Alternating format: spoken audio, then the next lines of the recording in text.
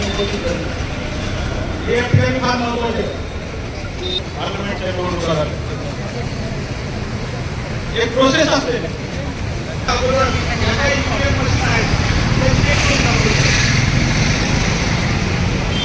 काही खराब झाल्या, काही कशामुळे खराब झाल्या, कशामुळे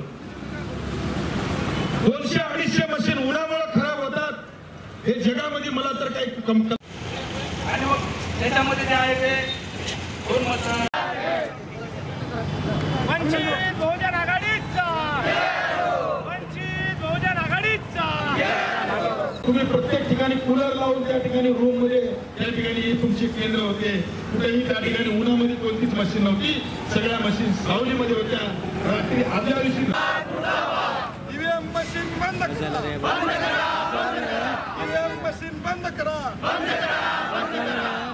वंचित बहुजन आघाडीचा।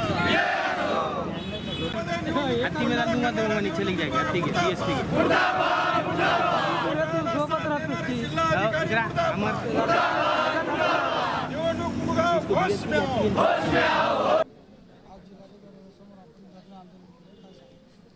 या ठिकाणी वंचित बहुजन आघाडीच्या वतीने आमचे जिल्हाध्यक्ष राजेश्वर हात्यांबेरे साहेब यांच्या नेतृत्वाखाली मी स्वतः उमेदवार आम्ही आज इथं आंदोलन केलेलं आहे। हे आंदोलन यासाठी आहे की या ठिकाणी नांदेडमध्ये प्रचंड मोठा ईव्हीएम मशीनचा गोंधळ झालेला आहे। 284 मशीन ईव्हीएमच्या ह्या मतदानाच्या दिवशी काही सकाळी, काही दुपारी आणि काही संध्याकाळी अशा मशीन बदललेल्या आहेत जिल्हा प्रशासनानं। त्या का बदलल्यात याच्यावर त्यांचं काही उत्तर नाही। काही उत्तरामध्ये उडवडीची उत्तर आहेत, काही मशीन उन्हानं खराब झाली वगैरे। आमचं म्हणणं आहे मशीन आहे ती आईस्क्रीमचा डब्बा नाही उन्हानं खराब होण्यासाठी। 284 ठिकाणी तुम्ही का बदलल्या याचं उत्तर त्यांना आम्ही मागितलेलं आहे। मतदानाच्या दिवशीच आमच्या 250च्या वर ज्या मशीन जिथं बदलल्या तिथल्या बूथ केंद्रावर आमच्या प्रतिनिधीला बसू दिलं गेलं नाही वंचितचं। त्या दिवशी आपण सुद्धा मीडियानं सगळं दाखवलेलं आहे की आमचे प्रतिनिधी तिथं बसू दिले नाहीत। आमच्या प्रतिनिधींच्या मशीन बदलण्यासंदर्भात सह्या घेतल्या गेल्या नाहीत, केवळ भाजपच्या आणि काँग्रेसच्याच लोकांच्या सह्या घेतल्या। आमच्या सह्या का घेतल्या नाही, आमची माणसं तिथं का बसू दिले गेले नाहीत, हा आमच्यासाठी मोठा संशयाचा विषय आहे। त्याचबरोबर मतदानाच्या दिवशी तुम्ही 54% मतदान झालं म्हणता, पुन्हा एक दिवसानं म्हणता की 58% झालं, आणि आता तुम्ही प्रशासन जाहीर करते की 61% मतदान झालं। आमचं म्हणणं आहे मशीन आहे ती काही दूध देणारी म्हैस नाही, रोज एक लिटर दूध वाढवतं देता तुम्ही।